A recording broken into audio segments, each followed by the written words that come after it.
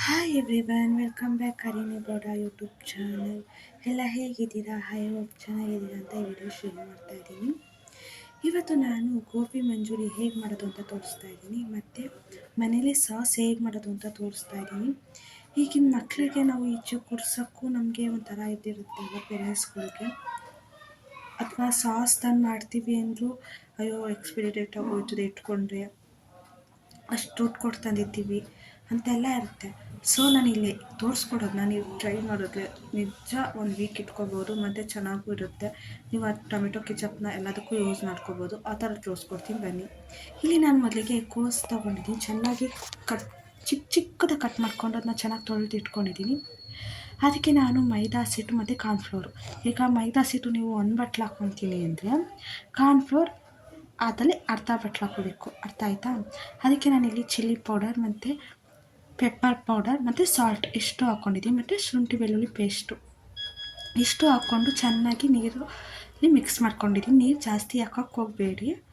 ಆಮೇಲೆ ಇಲ್ಲಿ ನಾನು ಸಾಸ್ ಹೇಗೆ ಮಾಡೋದು ಅಂತ ತೋರಿಸ್ತಾ ಇದ್ದೀನಿ. ಅದು ಮೊದಲಿಗೆ ಒಂದು ಚಿಕ್ಕ ಮಿಕ್ಸಿ ಜಾರ್ ತೊಗೊಂಡು ಅದಕ್ಕೆ 4 ಟೊಮೊಟೊ, 2 ಹಸಿಮೆಣ್ಸಿನ್ಕಾಯಿ, ನಾನು ಇಲ್ಲಿ ದೊಡ್ಡದು ತೊಗೊಂಡಿರೋದ್ರಿಂದ 1 ಹಸಿಮೆಣ್ಸಿನ್ಕಾಯಿ ತೊಗೊಂಡಿದ್ದೀನಿ, ಮತ್ತು ಶುಂಠಿ ಬೆಳ್ಳುಳ್ಳಿ ಪೇಸ್ಟ್ ಹಾಕಬೇಕಿತ್ತು. ಅವೈಲೇಬಲ್ ಇಲ್ಲ ಅಂತ ನಾನಿಲ್ಲಿ ಶುಂಠಿ ಬೆಳ್ಳುಳ್ಳಿ ಕಟ್ ಮಾಡಿ ಹಾಕ್ಕೊಂಡಿದ್ದೀನಿ, ಮತ್ತು ನಿಂಬೆಹಣ್ಣು ರಸ, ಮತ್ತು ಸ್ವಲ್ಪ ಒಂದು 3-4 ಸ್ಪೂನ್ ಸಕ್ಕರೆ ಹಾಕ್ಕೊಂಡಿದ್ದೀನಿ.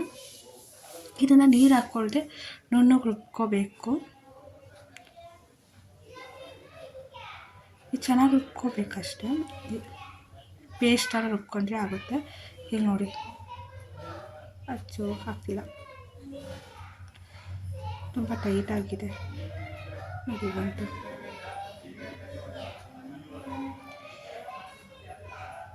ಇಲ್ಲಿ ನೋಡಿ ಈ ಥರ ಬಂದಿದೆ, ಪೇಸ್ಟ್ ಥರ ಮಾಡ್ಕೊಂಡ್ರೆ ಆಯಿತು.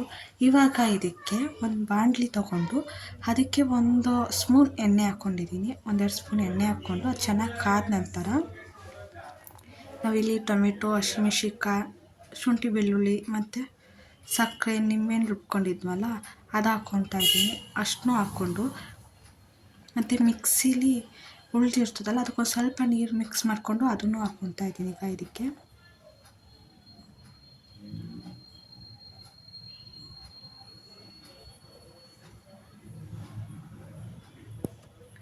ಈಗ ಅದು ನೀರು ಡ್ರೈ ಆಗೋ ತನಕ ಚೆನ್ನಾಗಿ ಮಿಕ್ಸಪ್ ಮಾಡಬೇಕು, ಅದು ಗಟ್ಟಿ ಆಗೋಕ್ಕೆ. ಇವಾಗ ನಾನು ಸ್ವಲ್ಪ ಸಾಲ್ಟ್ ಹಾಕ್ಕೊತಾ ಇದ್ದೀನಿ. ಚೆನ್ನಾಗಿ ಮಿಕ್ಸ್ ಆದಮೇಲೆ ಅದು ನೀರೆಲ್ಲ ಡ್ರೈ ಆಗೋ ತನಕ ಚೆನ್ನಾಗಿ ಮಿಕ್ಸ್ ಮಾಡ್ಕೋಬೇಕು. ಮತ್ತು ನಾನಿಲ್ಲಿ ಶುಗರ್ ಹಾಕ್ಕೊತಾ ಇದ್ದೀನಿ, ಒಂದು ಅರ್ಧ ಸ್ಪೂನ್. ಮತ್ತು ನೀವು ಸ್ವಲ್ಪ ನೋಡಿ ಟೇಸ್ಟ್ ನೋಡಿ, ಶುಗರು, ಖಾರ ಮತ್ತು ಉಪ್ಪು ಎಲ್ಲ ಸರಿಯಾಗಿದೆಯಾ ಅಂತ. ನನಗೆ ಇನ್ನೊಂದು ಸ್ವಲ್ಪ ಖಾರ ಕಮ್ಮಿ ಅನಿಸ್ತು, ಸೊ ಅದಕ್ಕೆ ಸಾಸ್ಗೆ ಇನ್ನೊಂದು ಸ್ವಲ್ಪ ಚಿಲ್ಲಿ ಪೌಡರ್ ಹಾಕ್ಕೊತಾ ಇದ್ದೀನಿ. ಅದನ್ನು ಚೆನ್ನಾಗಿ 1-2 ನಿಮಿಷ ಬೇಯಿಸ್ಕೊಂಡ್ರೆ ಆಯಿತು. ನೋಡಿ ಈ ಥರ ಗಟ್ಟಿಯಾಗಿ ಬರಬೇಕು ಸಾಸ್ ರೀತಿ. ನೋಡಿ ಹೆಂಗೆ ಬಂದಿದೆ, ಈ ಥರ ಬಂದರೆ ಆಯಿತು. ಯಾಕಂದರೆ ಇದು ಹಸಿ ಸ್ಮೆಲ್ ಆಗೋ ತನಕ ಬೇಯಿಸ್ಕೋಬೇಕು, ಯಾಕಂದರೆ ನಾವು ಹಸಿ ಟೊಮೊಟೊ, ಹಸಿಮೆಣ್ಸಿನ್ಕಾಯಿ ಎಲ್ಲ ಹಸಿದೇ ಹಾಕಿರ್ತೀವಲ್ವ.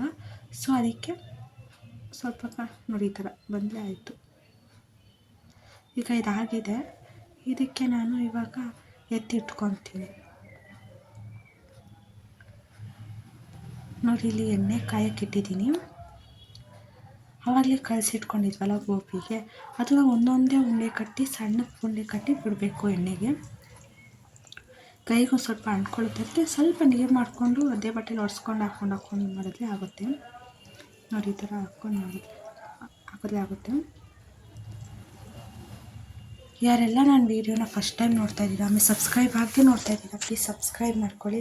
ಅಲ್ಲೇ ಪಕ್ಕದಲ್ಲಿರೋ ಬೆಲ್ಲೈಕನ್ ಕೂಡ ಪ್ರೆಸ್ ಮಾಡಿ, ಅಲ್ಲಿ ಆಲ್ ಅನ್ನೋದನ್ನ ಸೆಲೆಕ್ಟ್ ಮಾಡಿ. ಯಾಕಂದರೆ ನಾವು ಪ್ರತಿದಿನ ವೀಡಿಯೋ ಹಾಕೋದ್ರಿಂದ ನಿಮಗೆ ನೋಟಿಫಿಕೇಷನ್ ಬರುತ್ತೆ. ಸೊ ಅದಕ್ಕೆ ಪ್ಲೀಸ್ ಆದಷ್ಟು ಎಲ್ಲರೂ ಸಪೋರ್ಟ್ ಮಾಡಿ ಅಂತ ಕೇಳ್ಕೊತಾ ಇದ್ದೀನಿ. ನೋಡಿ ಇವಾಗ ಇಷ್ಟು ಆಗಿದೆ. ಆ ಬಬಲ್ಸ್ ಹೋದಾಗ ಸ್ವಲ್ಪ ಹಿಂದಕ್ಕೂ ಮುಂದಕ್ಕೂ ತಿರುಗಿಸ್ಕೊಂಡ್ರೆ ಅದನ್ನು ಆಯಿತು, ಚೆನ್ನಾಗಿ ಬೇಯಿಸ್ಕೊಂಡ್ರೆ. ಈಗ ಆಗಿದೆ, ಇದನ್ನು ಎತ್ತಿ ಸೈಡ್ಗೆ ಇಟ್ಕೊಂಡು ಎಲ್ಲನೂ ಇದೇ ಥರ ಮಾಡ್ಕೊತೀನಿ. ನೋಡಿ ಎಲ್ಲ ಆಗಿದೆ ಈ ಥರ, ತುಂಬ ಚೆನ್ನಾಗಿ ಬಂದಿತ್ತು. ಅಂಗಡೀಲಿ ಹೇಗೆ ಮಾಡ್ತಾರೋ ಹಾಗೆ ಬಂದಿತ್ತು. ಇದು ತುಂಬ ಅಂದರೆ ತುಂಬ ಮಕ್ಕಳಿಗೆಲ್ಲ ಇಷ್ಟ ಆಗುತ್ತೆ. ಆಮೇಲೆ ಎದಕ್ಕೇನೂ ಇರೋಲ್ಲ, ಅಯ್ಯೋ ಸಾಸ್ ಆ ಥರ ಎಲ್ಲ ಮನೇಲೇ ಮಾಡ್ಕೊಳ್ತಿದ್ದು ತುಂಬ ಚೆನ್ನಾಗೂ ಬರುತ್ತೆ. ಈಗ ಇದಕ್ಕೆ ಒಗ್ಗರಣೆಗೆ ನಾನು ಎಣ್ಣೆ ಹಾಕ್ಕೊಂಡಿದ್ದೀನಿ, ಅದೇ ಬಾಣಲಿಗೆ 1-2 ಸ್ಪೂನು.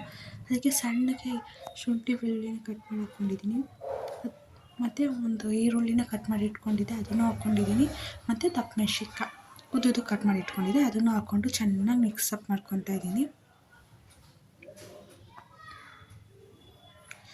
ಈಗ ಮಿಕ್ಸ್ ಆಗಿ ನೋಡಿ ಬೆಂದಿದೆ. ಇದಕ್ಕೆ ಇವಾಗ ನಾವು ಆವಾಗಲೇ ಮಾಡಿಟ್ಕೊಂಡಿದ್ವಲ್ಲ ಸಾಸು, ಟೊಮೆಟೊ ಸಾಸು, ಅದನ್ನು ಹಾಕ್ಕೊತಾ ಇದ್ದೀನಿ. ಅಲ್ಲಿ ಸ್ಪೈಸಸ್ಸು ಇದೆ,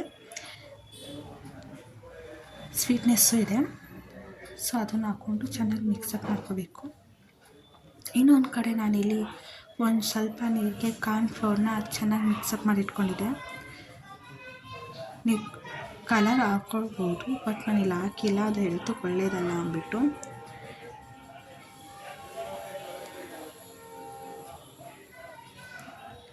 ನೋಡಿ ಇಲ್ಲಿ ಈ ಥರ ಕಲಸಿಟ್ಕೊಂಡಿದ್ದೆ ಕಾರ್ನ್ಫ್ಲೋರ್ ಮತ್ತು ನೀರನ್ನ, ಅದನ್ನು ಹಾಕ್ತಾಯಿದ್ದೀನಿ. ಹಾಕ್ಕೊಂಡು 1-2 ನಿಮಿಷ ಅದನ್ನು ತಿರುಗಿಸ್ಕೊಳ್ಳೋಣ. ಹಾಗಿದೆ. ಇವಾಗ ಅದಕ್ಕೆ ನಾವು ಮಾಡಿಟ್ಕೊಂಡಿದ್ವಲ್ಲ ಡ್ರೈ ಗೋಬಿ, ಅದನ್ನು ಹಾಕೋಬೇಕು.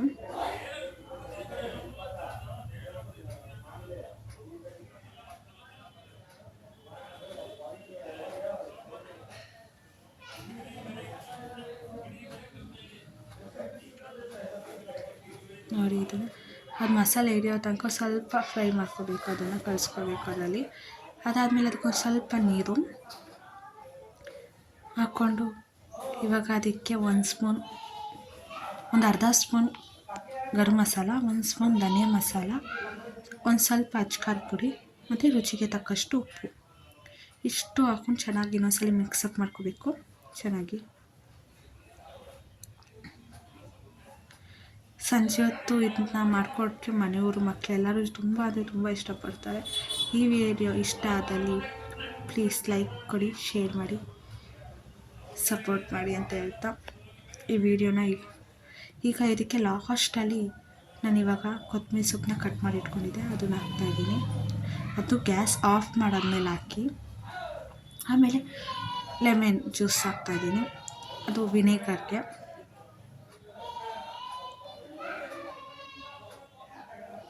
ಸೊ ಯಾವುದೇ ಥರ ಸಾಸ್ ತಂದು ಹಾಕೋ ಅವಶ್ಯಕತೆ ಇಲ್ಲ, ಎಲ್ಲ ಥರ ನಾವೇ ಮನೆಯಲ್ಲಿ ಪುಡಿಗಳು ಮತ್ತು ಟೊಮೆಟೊ ಸಾಸ್ ಎಲ್ಲ ಇದು ಮಾಡಿ ಹಾಕಿರೋದ್ರಿಂದ ಎಲ್ಲ ಟೇಸ್ಟ್ ಅದರಲ್ಲೇ ಸಿಗುತ್ತೆ. ಒಮ್ಮೆ ಈ ಥರ ಟ್ರೈ ಮಾಡಿ ನೋಡಿ ಹೇಗೆ ಬರುತ್ತೆ ಅಂದ್ಬಿಟ್ಟು ಕಮೆಂಟಲ್ಲಿ ತಿಳಿಸಿ ಅಂತ ಹೇಳ್ತಾ, ಈ ವಿಡಿಯೋ ಇಷ್ಟ ಆದಲ್ಲಿ ಸಬ್ಸ್ಕ್ರೈಬ್ ಮಾಡಿ, ಲೈಕ್ ಮಾಡಿ, ಶೇರ್ ಮಾಡಿ. Thank you for watching.